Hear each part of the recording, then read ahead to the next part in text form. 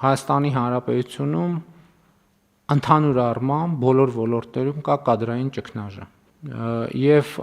այս արձանագրումը մենք ինչի չենք անում, ես լավ չեմ հասկանում։ Հիմա հերթով գալիս ենք տարբեր ոլորտներ, մենք նեղացնում ենք ուսուցիչներին, այս մեր խոսույթով, մենք նեղացնում ենք տնօրենների հավակնորդներին, մենք նեղացնում ենք քննիչներին, մենք նեղացնում ենք դատախազներին, մենք նեղացնում ենք համայնքային աշխատողներին, մենք նեղացնում ենք ավագանու անդամներին, մենք նեղացնում ենք ինքներս մեզ, ասելով, որ չենք կարող կառավարել ինձ, ոնց որ պետքա կառավարել։ Երեք երբ որ ես հերթական հանդիպումն էի ունենում քաղաքացիների փոքր խմբի հետ, իրական Հայաստանի գաղափարախոսությունը քննարկելու համար, ասի սիրելի ներկաներ, քաղաքացիներ էին, ասի մենք կարող ենք ձեր տպավորությամբ ասել, որ Հայաստանում ավտոմեքենա վարող անձանց, վարորդական իրավունք ունեցող անձանց